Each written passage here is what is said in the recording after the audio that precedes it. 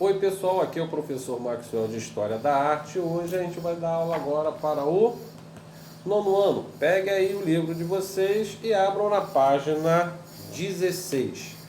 Nós vamos dar aí uma continuidade da simetria. Nós sabemos que a simetria existe o eixo, né? O eixo central da figura. E nesse eixo você divide igualmente e se torna uma parte da outra como se fosse um espelho. Mesma coisa que você dividir aqui do eixo, esse aqui aparentemente parece com esse. Então isso se chama simétrico, tá? Uma área simétrica.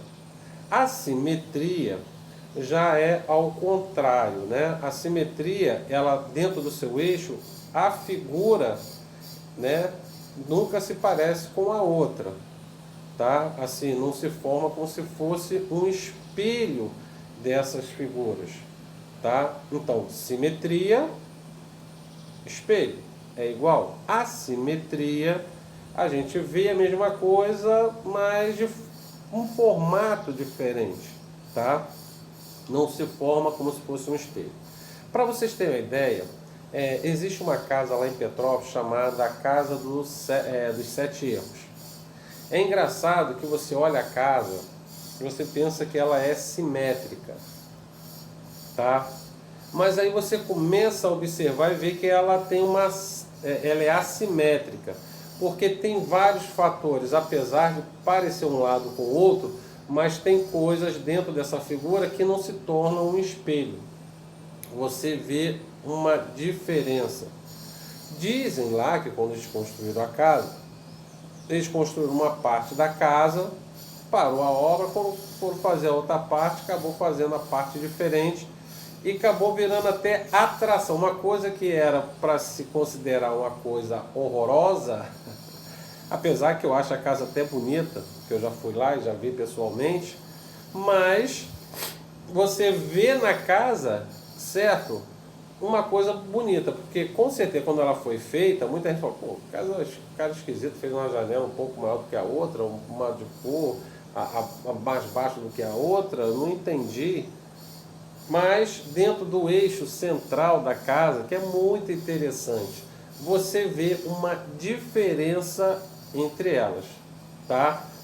E é isso que se torna a atração, essa casa se tornou atração turística lá em Petrópolis. Se vocês um dia puderem ir lá a Petrópolis, não sei se vocês já foram, já visitaram já viram essa casa lá, mas dá um pulinho lá em Petrópolis, vocês vão ver, é uma coisa maravilhosa, é uma casa na qual parece ter uma simetria, né? Uma semelhança, como se fosse um espelho, você colocando ali o eixo central, e no final você vê que ela é assimétrica, tem uma diferença entre elas, tá? Semana passada, por exemplo, eu expliquei um pouquinho sobre o eixo central e expliquei para vocês também o que é uma simetria. Assimétrica e simétrica, vocês usam muito, incrível que pareça, na matemática. Mas nas artes também ela é usada. Por quê? Porque você, na figura simétrica, o pintor às vezes tem uma necessidade de fazer, dependendo da figura, ela perfeita. Se você pegar pelo eixo central, é uma figura maravilhosa. E a gente sabe que pode ser vertical, horizontal ou vertical, até diagonal, dependendo da figura que for feita, tá? E botando ali o eixo no centro, ali o eixo central na qual você vai fazer essa simetria. Mas pode ver dentro, por exemplo, figuras assimétricas. Nós podemos falar e as pinturas, por exemplo, do Pablo Picasso, ela não tem uma formação assim, você colocar a nível anatômico, igual, você pode ver que o olho está em cima, o outro está embaixo, a boca está aqui, o nariz está ali. Então a figura das pinturas, por exemplo, do cubismo, vamos botar assim, elas são figuras assimétricas.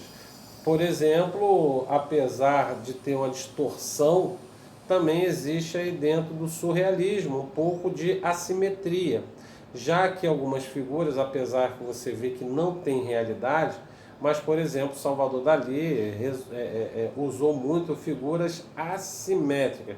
E ele, claro, teve figuras simétricas dentro das suas pinturas, mas teve, por exemplo, aquele lance do relógio derretendo dentro da sua pintura. Pô, aquilo ali é totalmente assimétrico. Você vê que um ponteiro está de um lado, do outro, então não é uma coisa igual, tá? Não é uma coisa espelhada. Vamos lá, aqui nós estamos vendo aqui, observando alguns pintores, né, que a gente pode dizer aqui, tá? Que aqui fala aqui na pergunta, observe os exemplos dessa página, qual é a é de simetria e a de assimetria, tá? Na segunda obra do Volpe, qual o lado que chama mais atenção? Vamos lá.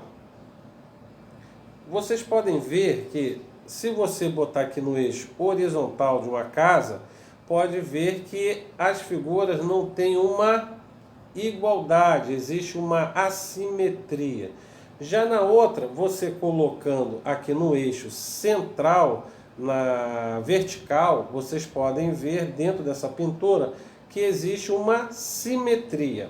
A primeira figura a gente pode falar que ela é simétrica, que se você botar o eixo centralizado da figura, você vai ver que tem as partes quase espelhadas. Já que numa simetria, colocando o eixo na horizontal, vocês vão ver que não vai ser espelhado. Por quê? Porque uma figura não parece com a outra.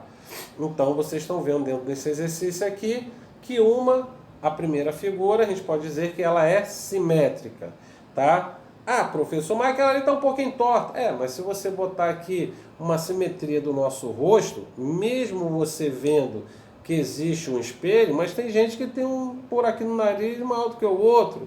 Tem um que tem a boca um pouco mais torta que outra não. Tem um olho mais caído, outro não. Então, quer dizer, não é uma simetria de um espelho, assim, perfeito, mas nós sabemos que é a face de um rosto, tá? Ela se casa.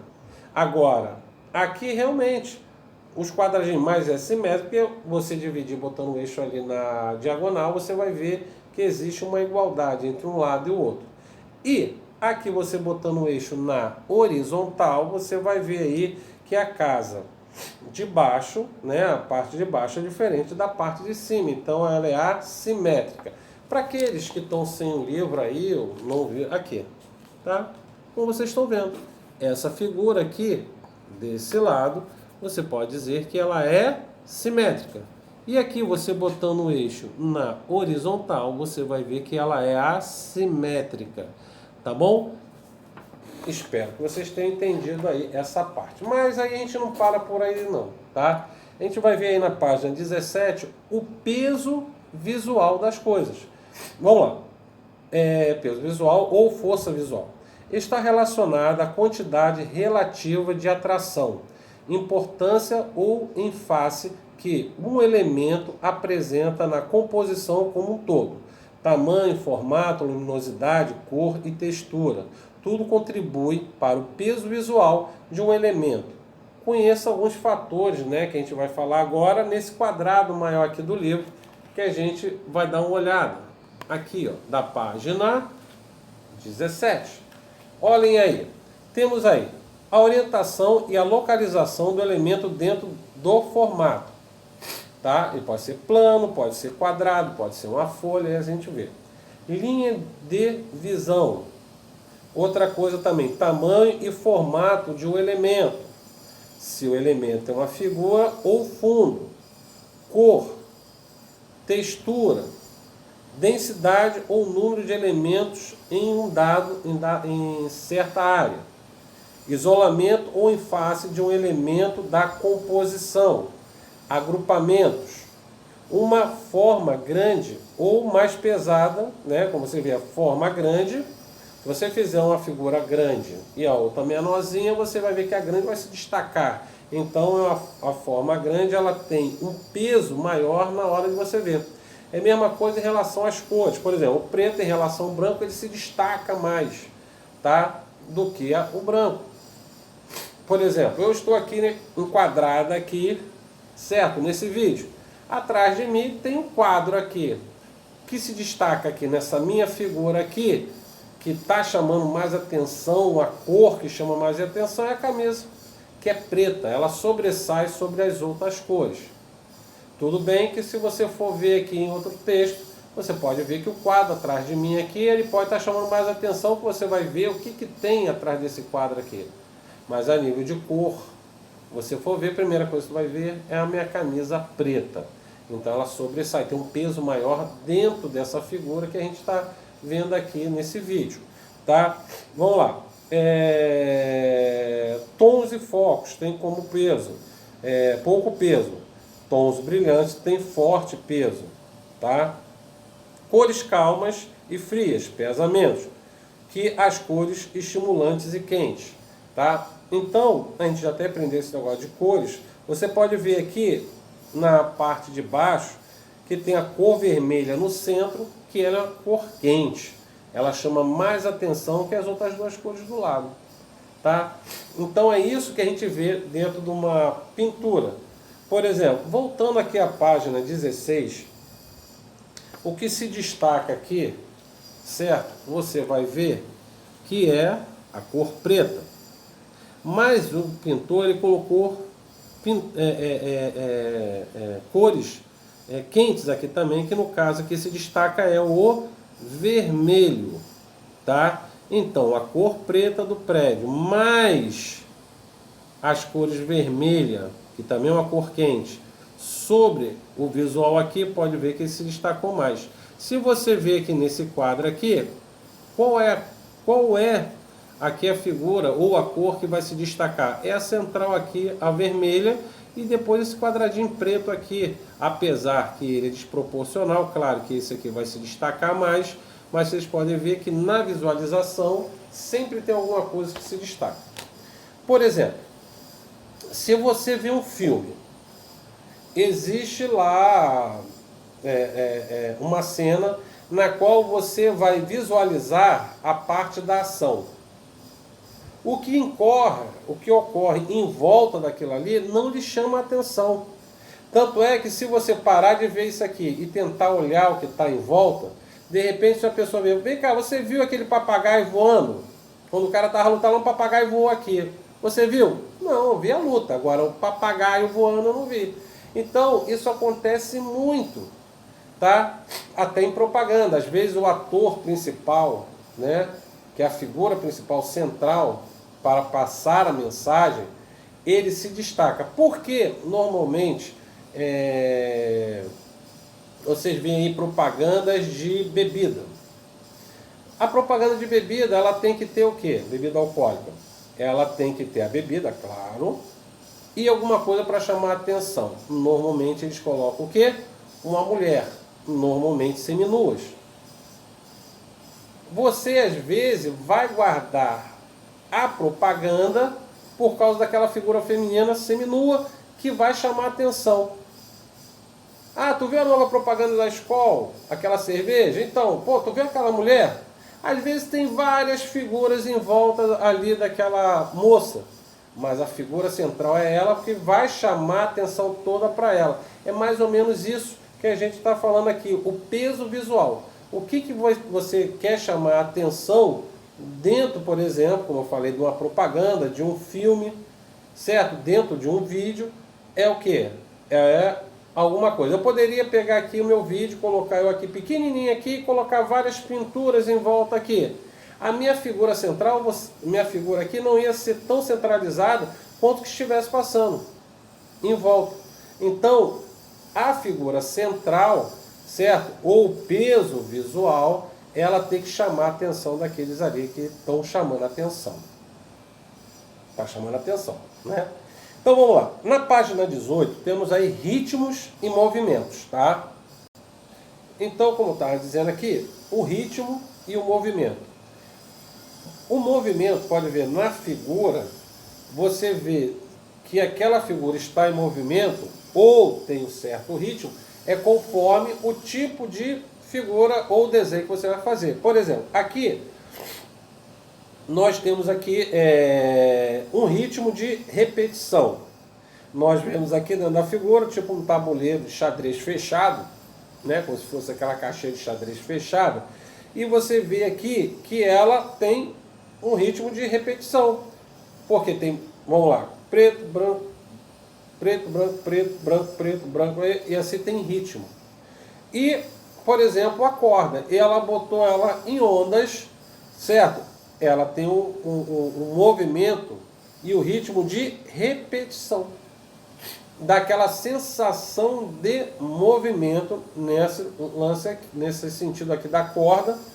Já, claro, um tabuleiro é de repetição, mas é mais figuras iguais, tá? Agora, alternadas, você viu aqui que existe ritmo, mas alternada em relação ao quê? Aqui a gente vê as cores. Por exemplo, quando você vai ver o eletrocardiograma, não sei se o pai de vocês, alguém da sua família já fez, ou vocês já viram um eletrocardiograma na mão. Ele tem um batimento cardíaco. Então, o que acontece? Sobe, desce, vai. Sobe, desce, vai. E assim vai o ritmo. Como o médico sabe, dentro desse ritmo e movimento, certo? Que o cara tem um problema cardíaco. Porque ele sabe que, se caso tiver alguma mudança nesse ritmo, é sinal que alguém tem algum problema cardíaco. Tá? Então, dentro da arte também temos aí o progressão. A progressão é assim, ela começa pequena e cresce. Ou ela está maior e se torna menor. Então, isso é progressão. Alternância é mudando as cores. E repetição é as cores ou o desenho, como se diz aqui da corda, repetitivo. Tá? Temos um exercício aqui da página 19. Gostaria que vocês fizessem em casa. Isso aí é com vocês, não tem como eu fazer para vocês. Tá? Então faça o exercício e depois a gente tenta dar uma olhadinha aí. Tá? Pessoal, então aqui termina a nossa aula de hoje. Espero que vocês tenham entendido um pouco aí do que eu quis passar para vocês. Tá? Até a próxima videoaula e a gente se vê por aí. Tá bom? Tchau, um abraço.